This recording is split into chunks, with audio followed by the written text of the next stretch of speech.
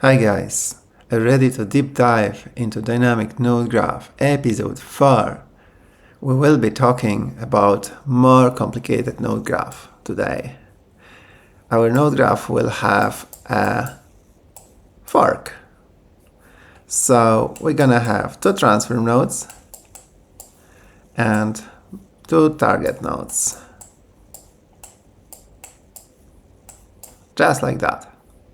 So, what will be different? Let's think about it for a second. We need to implement propagate forwards and backwards, okay? Let's start with backward propagation. So, if any of these destination nodes, let's give them some names. So, this one will be U, and this one will be V. This one will be U, this one will be V. And that will be, for example, X. The input is X. So what happens here is the data on this pin is X, the type is X, this is X, this is X, this one is U, this one is U, this one is V, this one is V, okay? So different data types on those connections. Alright, so how does it work? If target node V requests from the input pin here to receive data, okay, then it will go to connected output pin of the transform node V, which will go to transform node V, which will request from its input pin, okay, X, some data, which will go to connected output pin of source node, which will go to the source node, and there will be data here on this output pin, okay. And then we copy this data to this input pin here. The transform node V will ingest this data, will put it into a function, and the result of this function will go to the output pin V, because this function takes X, it's a function of X, returning V, okay? So the result of type V goes here on the output pin of this transform node, and then it gets sent to this input pin of target node V, okay? Which then ingests this. So that's our backwards propagation, okay? So we went from target node V to transform node V to source, okay? And this branch was not executed in this flow. Now, if we start from target node U, we will go from target node U to transform node U, and then we will go to the source node. And then we'll go back to transfer U, we apply function from X into U, and then the result of type U is put on the output pin of this transform U and received by the input pin of target node U and ingested by the node U. So backwards propagation seems to work correctly, right? So we start from this node, we go like this, and we go to the source, and we go back. We start from this node, we go like this, and we go back. So everything works correctly, right? Let's check what will happen if we do forwards propagation. So we have two input pins connected to this output pin of source, okay? So what we need to do, if there is a value on this output pin of source node, we have to copy it into this input pin of transform node U. And we have to also copy it here to the input pin of transform node V, okay? So we have two input pins connected to one output pin. And then transform node U receives this data from its input. It applies the function of X, because the input is X from source, and the result is U, which it puts on its output pin, and then this gets sent to the input pin of the target node U, which then ingested, okay? And at the same time, a function in transform node V of X, which is received from the input pin here, is applied, and the result of type V is placed on this output pin of transform node V, sent into input pin of target node V, and ingested by target node V. So that's the flow that we would expect from forward propagation. Alright, let's look at our code. So here we're gonna use the implementation that we had in episode 3 that uses shared pointer and weak pointer to pins. So we have one source node, and we have two target nodes, and 2 transfer nodes. Our add example nodes to graph adds 2 transfer nodes, 1 source node, and 2 target nodes.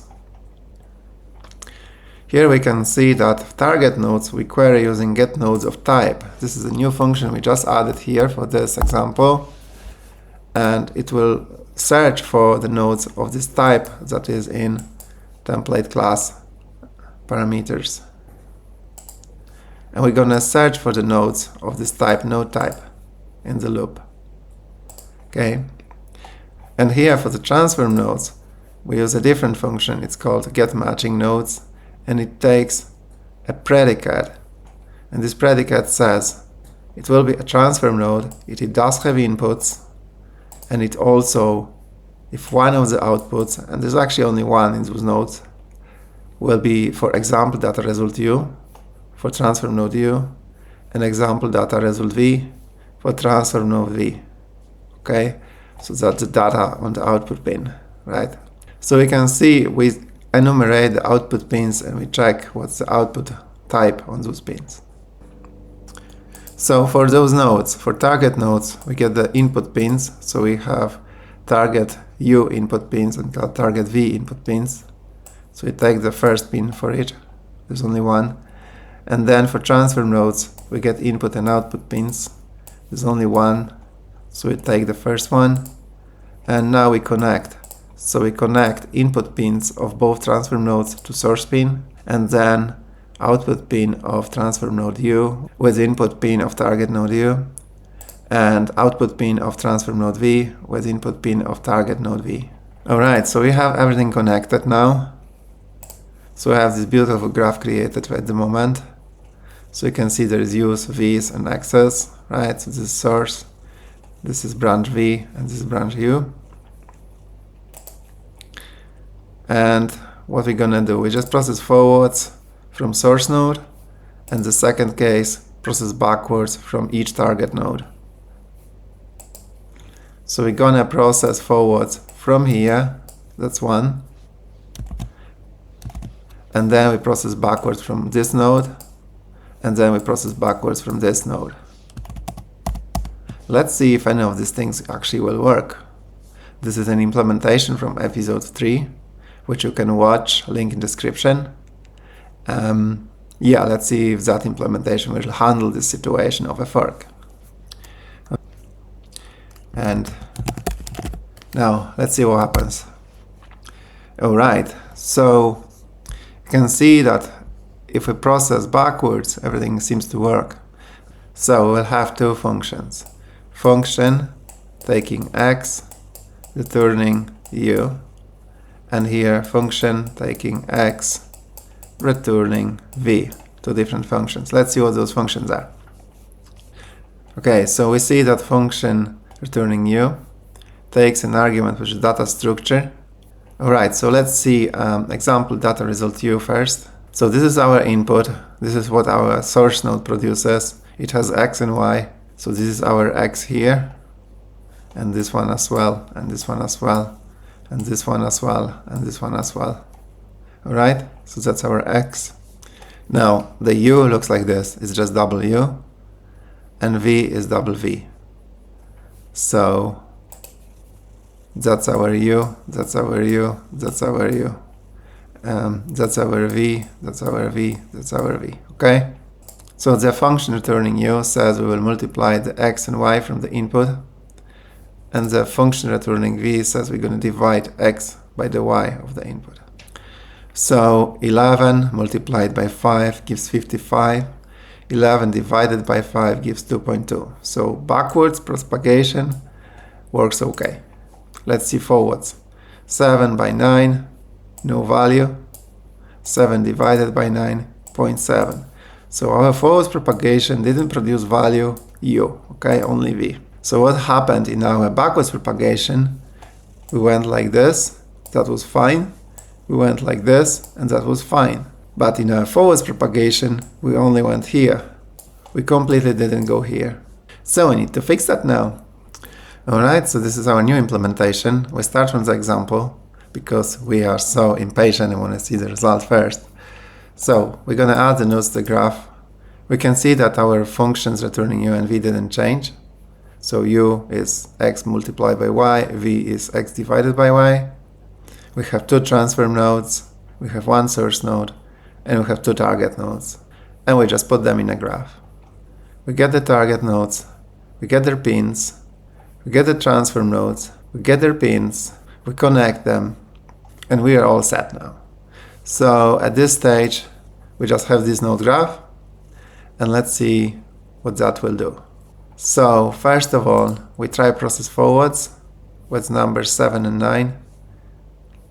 Then we process backwards with different numbers.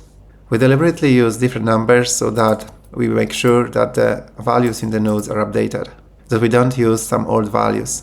And then we do some tests with disconnect input pin of transform node V. So we're gonna just disconnect this input. And after that, we're gonna process forwards and backwards. And after that, we disconnect source pin. So this is already disconnected, but we disconnect this whole pin, meaning this remaining connection here. Okay, so let's see what will happen. And bin NodeGraph. Okay, let's see. Let's start from the beginning. All set, so this is the beginning. So 7 multiplied by 9, 63. 7 divided by 9, 0.7. So processing forwards worked. Okay, processing backwards was working last time, and it is still working. Okay, so this time processing forwards is like this. We put the value on the output pin of source node. This value was copied to all pins connected. So to the input pin of transfer node U and to the input pin of transfer node V. And then it went as usual. So transfer node U took the value from its input pin, applied a function to this value, and put the value on its output pin. At the same time, transfer node V applied its function to its input, and then the result was set on the output pin.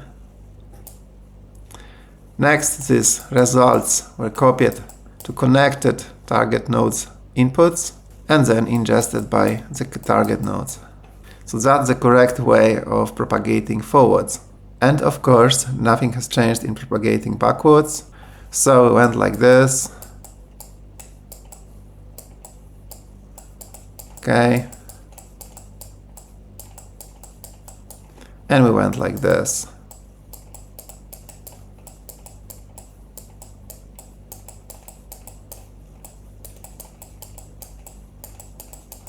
Okay. So that would be backwards propagation for both target nodes. Alright, let's see what else we have. So we disconnected V transform. So this is now disconnected. So we should only go this path now.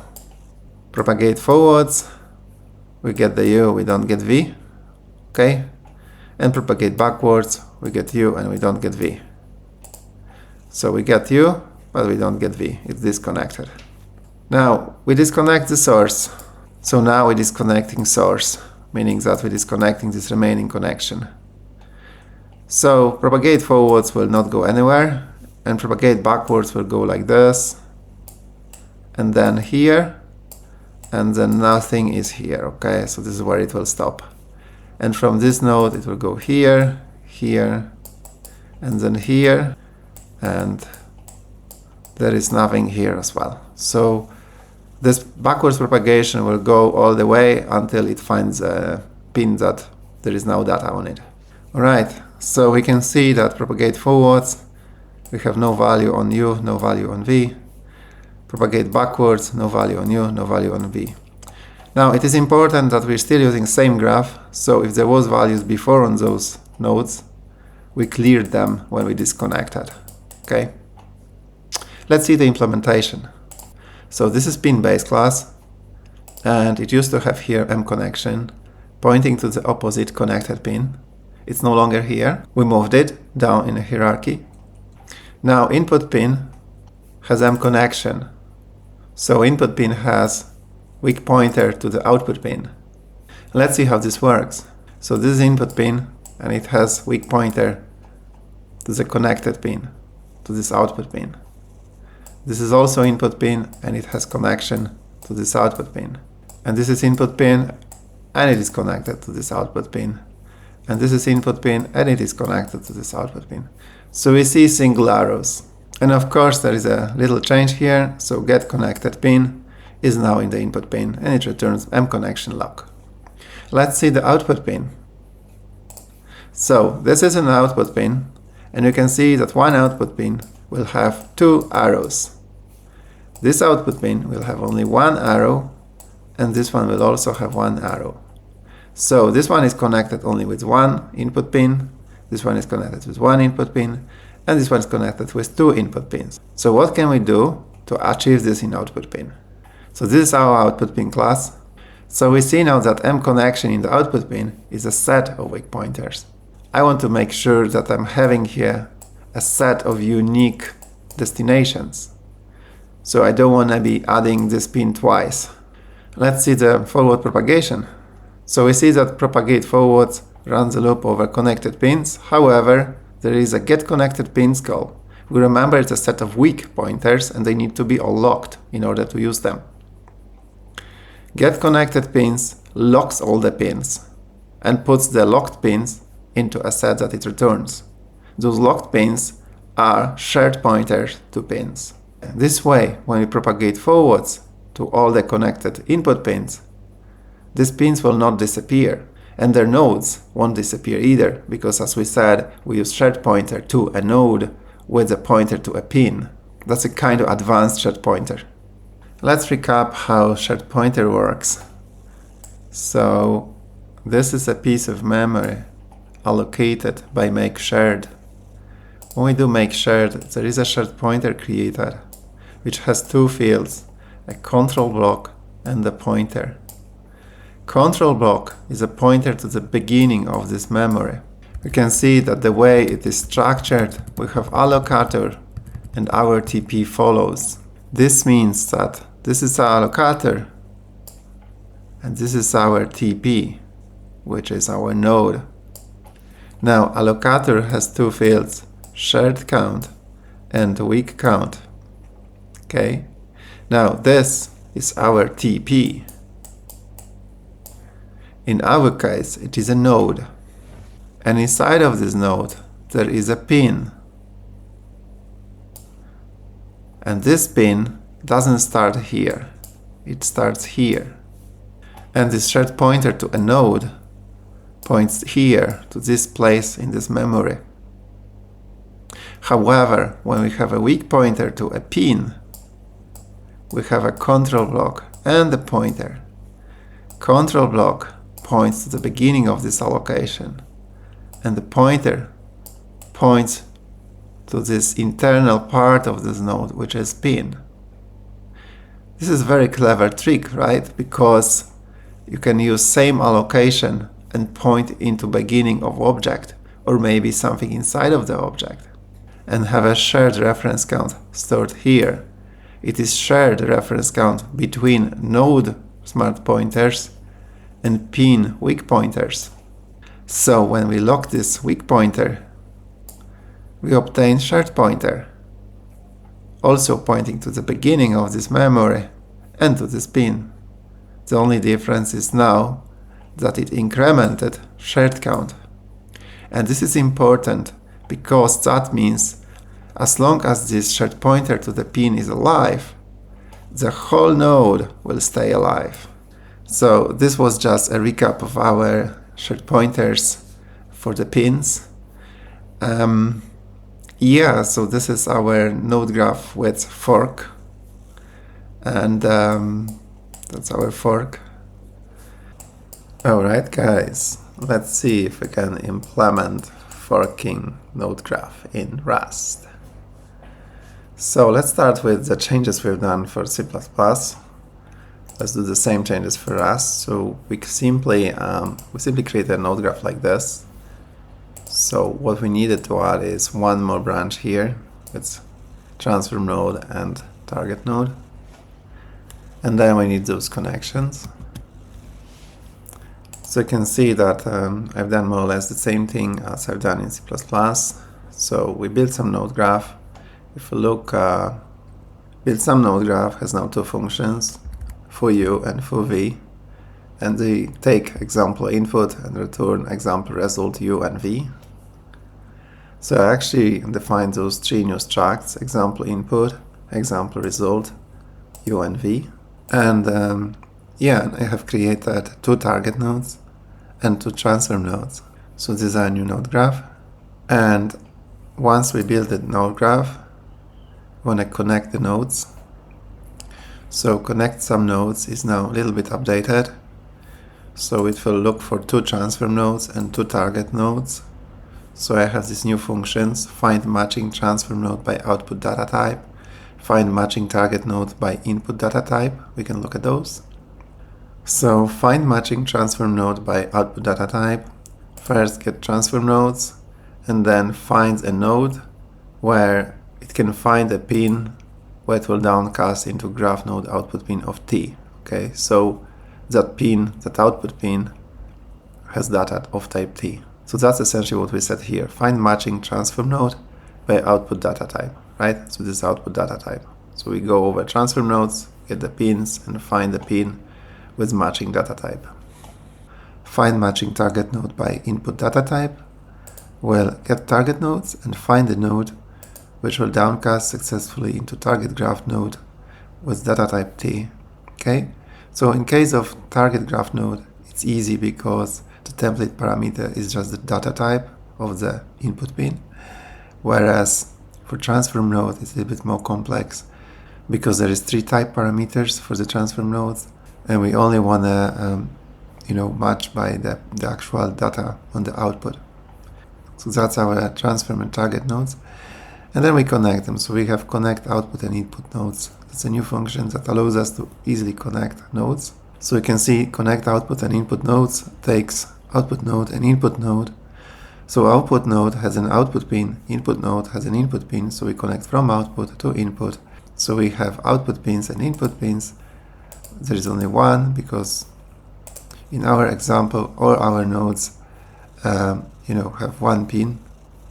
Okay, one input, one output, or just one input, or just one output. So that's for our examples. This is why this is just like a test function. You can see all these functions are just my test functions. And yeah, I'm connecting this input pin with the output pin here. I'm using try connect, which will downcast to a correct type, right? Yeah, so I'm using try connect, which is dynamic connection between pins. It simulates user dragging and dropping connection between pins. This is how I implement dynamic connecting. Okay, so now we return one more node. So we return source node, target node u, and target node v. So we have it all set now. And in our test, what we do, we get all these three nodes. We downcast them to source node with example input and target graph node with example result u and v. And then we have our test case. We could test that the values are, we could put assertion here. I just print them, okay? So this is 10 and 20, our input, and we probably want to get 200 because we multiply 10 by 20 is 200, and then 0.5 because 10 divided by 20 is 0.5. And here we want to get 1600 because 20 times 80 is 1600, and then we want 0.25 because this is 1/4, right? 20 divided by 80. So that's what we want to see here. Let's see how this works.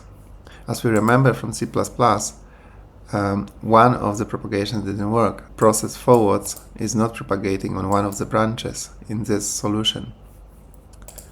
So if we propagate backwards, we go like this and like this. But if we propagate forwards, we go like this, because this pin has only one connection. Okay, so we did this connection, but then when we did this connection, this got removed. Alright, so how do we fix that? So we're gonna do the same fix as we did for C++. We will remove connection from the pin, and we will move it to the input pin and output pin. So you can see that pin itself has only data in it and reference to owning node. So that made pin simpler.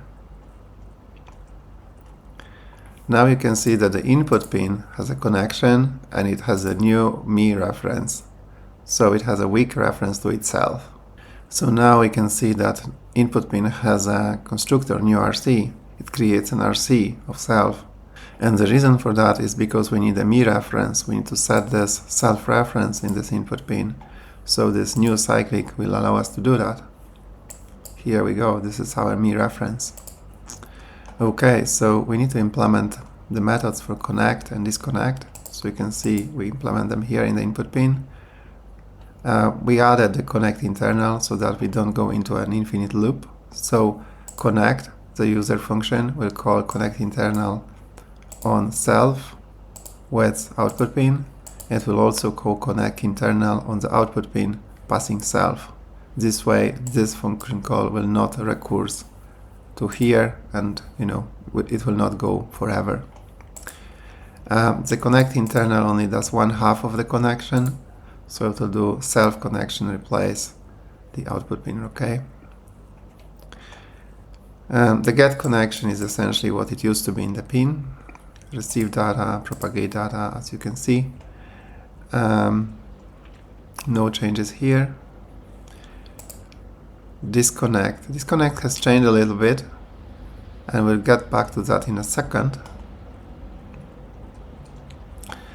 Now, the output pin has connections, which is a vector of weak references to input pins.